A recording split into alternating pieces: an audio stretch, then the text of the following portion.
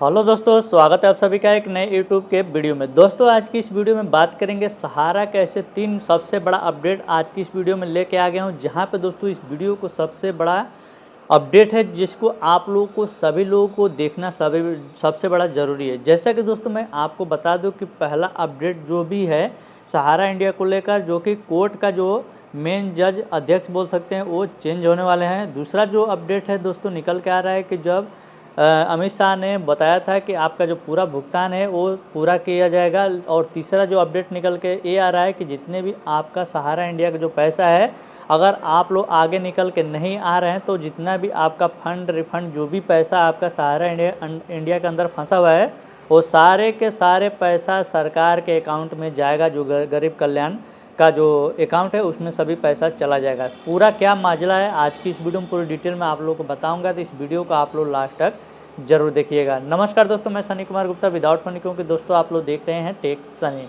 अभी तो दोस्तों Instagram, Facebook, Telegram, Twitter follow नहीं किए तो लिंक डिस्क्रिप्शन मिल जाएगा, तुरंत जाकर फॉलो कर सकते हैं। मन में कोई भी सवाल होते तो नीचे देख कमेंट करके पूछ सकते हैं, क्योंकि आप लोगों को पता है कि सहारा का बिना नोटिफिकेशन, बिना जो सहारा का ऑफिशियल अपडेट के बारे में जो भी अपडेट लेकर आता हूँ, कहीं ना कहीं एक महत्वपूर्ण अपडेट आता है और कहीं ना कहीं आपको जानकारी मैं अपने तरफ से और दोस्तों जो भी अपडेट आता है सभी लोगों की तरफ से मैं आपके साथ प्रोवाइड भी करवाता हूं। जैसा कि दोस्तों सभी लोग तो वीडियो बनाते हैं, लेकिन दोस्तों ऑफिशियल जो अपडेट होता है वो कहीं से नहीं दे पाते, लेकिन दोस्तों जो भी मेरे पास ऑफिशियल अपडेट आती है ताकि मैं आपके साथ शेयर कर सकूं, बता सकूं कि आपका जो भुगतान है क्या वो मिल सकेगा या वो सरकार के अकाउंट में चला जाएगा। और सबसे मेन मुद्दे की बात तो ये हो रही है कि कोर्ट का जो फैसला है और कोर्ट का जो मेन अध्यक्ष है वो कहीं ना कहीं वो भी चेंज होने वाले हैं। तो क्या आप पूरी अपडेट है आज की इस वीडियो को लास्ट तक बने रहेगा, और पूरी अपडेट के साथ आज की इस वीडियो में दिखाने वाला भी और लाइव डिबेट में भी बात करेंगे। तो चलिए आज की इस वीडियो को शुरू करते हैं। बदल रहे हैं तो ये किसी भी कोर्ट का, चाहे सुप्रीम कोर्ट हो, हाई कोर्ट हो, लोअर कोर्ट हो, जब वहाँ के चीफ जस्टिस बदलते हैं ऊपर वाले, तो सारा चीज उनके हिसाब से वो परिवर्तित होता है। उसको बोलते हैं रोस्टर चेंज। ठीक है, क्योंकि उसके बाद वो फिर जैसे 2 बेंच का जज बनाना हो, 3 का बनाना हो, वो सब उनके जिम्मे आ जाता है। और फिर वो अपने हिसाब से जैसे अवेलेबिलिटी होती है उसी हिसाब से चीजों को करते हैं। तो ये जो 8 तारीख वाला जो केस है ना सर, ये भी भाई साहब बता रहे थे कि चांसेस बहुत कम है, क्योंकि उसमें जो जो वकील हैं वहां के, तो उनसे भी इन लोगों का कनेक्शन रहता है, तो उनको भी 8 तारीख वाला भी टेंटेटिव डेट ही दिखा रहा है। तो ये लोग मान के चल रहे हैं कि अब जो भी होगा ना, इस 11 तारीख और 11 तारीख को जब उनका शपथ ग्रहण हो जाएगा, उसके बाद हमको लगता है कि 2-4-10 दिन और लगेगा। उसके बाद फिर सुचारू रूप से सुप्रीम कोर्ट चलेगा। संजीव खन्ना साहब का शपथ ग्रहण के बाद 10 दिन और मान के चलिए, उसके पहले जो भी डेट्स है वो डेट्स हमको लगता है कि उस डेट पे सुनवाई ना के बराबर होगी, क्योंकि कौन जज को कौन सा केस दिया जाएगा वो आने के बाद ही फिर डिसाइड करेंगे। कि जैसे मान लीजिए सहारा से भी वाला केस में वो मुख्य रूप से वो सुन रहे थे, तो अब वो खुद सुनेंगे या नहीं सुनेंगे, या 2 बेंच या 3 बेंच का जज वो गठित करेंगे, ये उनके ऊपर डिपेंड करता है। तो अभी जो भी चल रहा है सुप्रीम कोर्ट में, मान के चलिए कि 10-15 दिन थोड़ा सा उथल पुथल रहेगा, चीजें नहीं सुनी जाएंगी, और थोड़ा फेस्टिवल का मौसम भी है। तो जो भी होगा 20-25 के बाद ही आप लोग मान के चलिए। और वैसे हम लोग का जो आईए लगाना था उसमें, वो भी मोटा मोटी काम हो ही गया। वो बोले कि आप लोग निश्चिंत रहिए, वो अब हमारा काम है, आप लोगों को सब चीज बहुत सोचने की जरूरत नहीं, जैसे होगा फिर हम आप लोग को फॉरवर्ड करेंगे। आपका सिग्नेचर जो एफिडेविट होता है वैसे ही होकर वो चला जाएगा। तो कोर्ट के तरफ से आप लोग निश्चिंत रहिए, उधर हमारे लोग लगे हुए हैं। और जैसे जैसे जो जो भी इसमें आगे जो भी चीज आएगा, जो डेट हमारा जैसे भी लगेगा, तो हम लोग आप लोगों को बताएंगे। और एक चीज तो हम लोग बता ही दिए हैं कि अभी हम लोग डेट मांगने नहीं जा रहे हैं सुप्रीम कोर्ट से। अगर बुलाया जाएगा तो हम लोग जाएंगे। सहारा सेबी का केस मोटा मोटी सॉर्ट आउट होने पे है, वो अगर हो जाता है तो फिर उसके बाद अगर डेट मांगना पड़ा तो उसके बाद डेट मांग के फिर हम लोग बढ़ेंगे आगे। जी, ये तो कोर्ट की बात हो गई। और आज जो जुमलेबाज साहब आकर जो बारिश करके गए हैं जुमलेबाजी की, उनका तो खैर कहना ही नहीं है। आवाज थोड़ा इको नहीं ना हो रहा है सर? नहीं, आवाज ठीक आ रही है, बोलिए। जी जी जी, ये इसमें सर एक चीज बोलना चाहेंगे कि ये जो दोनों गुजराती लोग हैं ना सर, ये लोग ब्रेन गेम खेलने में बहुत ही माहिर हैं। बहुत ही टैक्टफुली मतलब दोनों तरफ को मैनेज किया जा रहा है, इस चीजों को समझिए। पब्लिक से वोट लेना है। देखिए अब वोट का भी इनको बहुत फर्क नहीं पड़ता। हमको लगता है कि कहीं ना कहीं बहुत सारा चीज सेटिंग है सर, इसको मानना पड़ेगा। क्योंकि अभी हरियाणा का इलेक्शन आपने देखा कि जिस तरीके से हरियाणा में इलेक्शन हुआ, 99% जो मतलब इनके अपने जो दलाल चैनल जो गोदी मीडिया हम लोग बोलते हैं, वो भी नहीं बोल रहा था कि हरियाणा ये लोग जीतेंगे। उसके बाद भी हरियाणा जीत गया है आदमी। और मैंने किस तरीके से मैनिपुलेशन किया गया देखिए, कहीं 32 वोट से, कहीं 100 वोट से, कहीं 150 वोट से इन लोगों का जीत हुआ है। तो एकदम अब समझ में आता है ना कि चीज बहुत बहुत बहुत सफाई से ना मैनिपुलेट किया जा रहा है और ये समझ में आ रहा है। लेकिन चूंकि पावर आपके पास में नहीं है तो आप करोगे क्या? इसी आदमी के हाथ में पावर है। देखिए कितना मतलब सफाई से आदमी आके झूठ बोल के जाता है, अरे यार ईडी तुम्हारे हाथ में, सीबीआई तुम्हारे हाथ में, एसएफआईओ तुम्हारे हाथ में, सबका तो मालिक तुम हो। ईडी आप घुसवा देते हो सहारा के ऑफिस में, लेकिन वहां से किसी को पकड़ के लेकर जाते नहीं हो। तो इधर हमको पोर्टल में भी उलझाए हुए हो और उधर उनके ऊपर किसी भी तरह की कार्रवाई भी नहीं हो रही है। तो कितना मतलब मैंने स्मूथली ये लोग ब्रेन गेम खेल रहा है, समझ रहे हैं सर हम लोगों के साथ में। कि इधर दिखा रहा है आपको एकदम हम पैसा दे रहे हैं, और पैसा कितना मिल रहा है और कैसे मिल रहा है सबको मालूम है। आज बोल कर गए हैं कि एक पाई वापस करेंगे। और ये लोग का तो आदत है झूठ बोलना। झूठ बोलने में अगर कोई कॉलेज हो सर जहां से पीएचडी और उसके ऊपर की भी डिग्री मिलती हो, तो इनको सबसे पहला सर्टिफिकेट अमित शाह और नरेंद्र मोदी को मिलना चाहिए। मैंने बेशर्मी का हर लेवल सर पार हो गया है।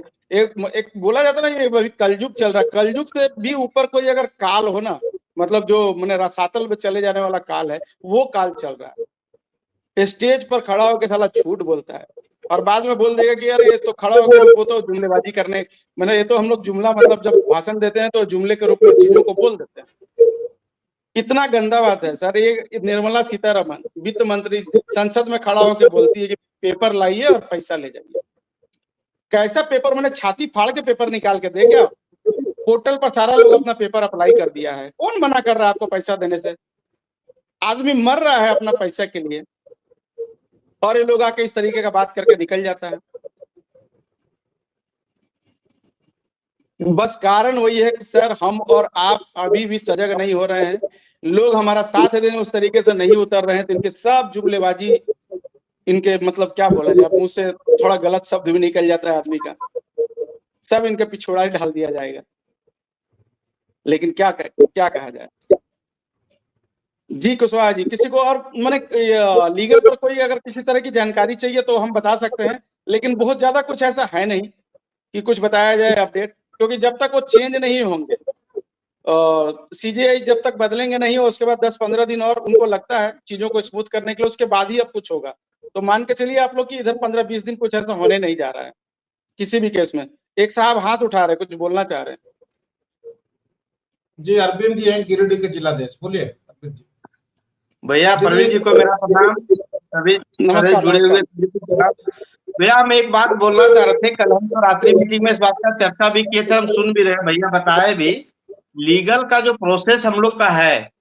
तो भैया आप भी इस चीज को दोहराए, कल भैया भी बताए, अगले बार भी बताए कि हम लोग अपने तरफ से कोई ऐसा डेट नहीं डालेंगे जिससे मैंने हमारे लीगल टीम को जो दबाव बने आए। लेकिन मैं एक बात इसमें जोड़ना चाहूंगा क्योंकि हम लोग को ध्यान में होगा, भैया भी कई बार इस बात का चर्चा कर चुके हैं कि सुप्रीम कोर्ट का भी स्टेटमेंट में बना हुआ है कि अगर पैसे को लेने के लिए अगर कोई, मेरी आवाज आ रही है ना?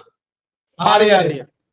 अगर पैसा कोई लेने के लिए नहीं अगर सामने आता है तो ये पैसा भारत सरकार के खजाने में चला जाएगा, वहां उस पर शिफ्ट हो जाएगा पैसा लेने के लिए। मैं एक बात यहाँ पे जोड़ना चाह रहा हूँ कि जहां तक हम लोग इंतजार कर रहे सीजीआई होंगे तो दूसरा लेंगे, लेकिन मेरे हिसाब से मैं अपनी बात बता रहा हूँ, बाकी आप लोग तो खैर बेहतर देख रहे हैं। लेकिन मैं इस बात को जोड़ना चाहूंगा क्योंकि आज जितनी सफाई से अमित शाह ने झारखंड में आके इतना बड़ा मतलब बात किया, एक इनकी बात स्टेटमेंट में इसका बात में एगो आया वैध डिपोजिटर, जो फिर से वीडियो को चला के देखे साथियों कि वैध डिपोजिटर जितने भी छोटे बड़े निवेशक है सभी को पाई पाई मिलेगा वैध। तो इसका वैध का मतलब और फर्जी का मतलब क्या है ये समझ में नहीं आ रहा है। दूसरी चीज मैं कहना चाहूंगा ये सरकार ने एक बार पिटीशन लगाया था, जब 5 लाख करोड़ रिलीज हुआ था तो भारत सरकार की तरफ से एक पिटीशन लगा था कि अगर जो पैसा जो है बाकी पैसा अपने पास लेने के लिए सरकार जो है एक आवेदन लगा रही है सुप्रीम कोर्ट में, ताकि वो पैसा भारत सरकार को मिल जाए और वो गरीब कल्याणकारी फंड में भी पैसा को देगी।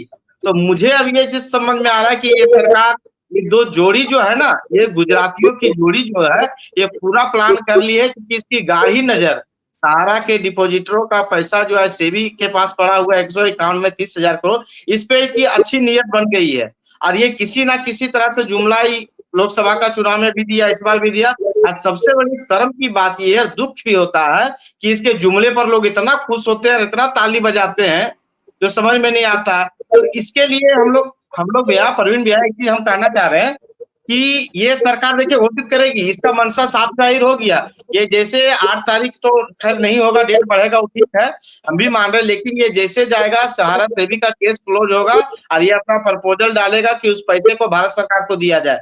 हम अपने, इसका पूरा मंशा यही होगा। उसके पहले क्यों नहीं हम सब एक पिटीशन डाल दिया जाए वहां पे कि कल के डेट में अगर ये सरकार गलत मंशे से भी अगर दावा करती है तो उस पर एक मजबूती से हम लोग का दावा रहे, क्योंकि हम लोग तो पिटीशन में बनाए हुए हैं, हम लोग टोटल डिटेल दिए, वो अच्छी बात है, ठीक है, लेकिन उसके पहले एक लगा देना, क्योंकि इसकी हमको पूरा मंशा लग रहा है ये कि बस यही प्लान इसका यही है। जैसे 8 नवंबर ये केस फाइनल होगा, ये चुनाव घोषणा क्लियर होगा और ये पैसे पे दावा अपना कर देंगे। इसलिए इसको किसी भी तरह से कोर्ट में लगाया जाए, चेंज भी अगर होते या नया आते तब भी, क्योंकि इसकी मंशा। दूसरी बात में हम ये कहना चाहेंगे कि आज ये आदमी इतना मन धूर्त है, बोले ना कि एक उच्च पद पे गृह मंत्री होके इतना बेशर्मी का हद है, पैसा ये पकड़ के रखा हुआ है और हेमंत सरकार को बोलता है कि हेमंत बाबू आपने किया क्या सहारा के लिए। नजदीक से अगर मौका मिले, फांसी भी मिले ना, तब उसके लिए कुर्बानी देनी है, देर नहीं। इस आदमी को इतना जोर से झप्पा पड़े ना कि जो परिणाम होगा देख लिया जाएगा। लेकिन आदमी आज इतना इसके जुमले में है कि अभी भी इसको सच्चाई और गलत इसका जुमला फर्क ही नहीं आ रहा है। तो भैया हम एक चीज कहना चाहेंगे कि जो भी है, सहारा सेबी का केस फाइनल होने के पहले एक पिटीशन लगाया जाए हम लोगों के तरफ से, अपने संस्थान के तरफ से या फिर लीगल टीम के तरफ से, क्योंकि देख लीजिए इस चीज को खेला करेगा, ये पिटीशन देगा और पैसे को पूरा मनसा है कि अपने पास ले गई, और अपने पास लेने के बाद कोई माई का लाल अभी इसका नहीं है, क्योंकि सुप्रीम कोर्ट कहीं ना कहीं सरकार की अगुवाई में ही मैंने संरक्षण में ले रही है, चल रही है। आज अगर ऐसा नहीं होता तो मामला सहारा को अगर 1 महीना का समय मिला 1000 करोड़ जमा करने का, आज अगर जमा किया या नहीं किया, क्या उसमें क्या हुआ, कहीं से कोई मतलब नहीं है। इसलिए इस बात को, मेरी बात को थोड़ा सा सीरियसली देखिए, कुछ ना कुछ इस पे लगाइए, तो ये 30,000 करोड़ जो ब्याज सही भर रहा है, ये चोर बेईमान दोनों मिलके अपने पास ले जाएंगे और फिर ऐसा पोर्टल ही देंगे जो सर्चिंग होते रहेगा।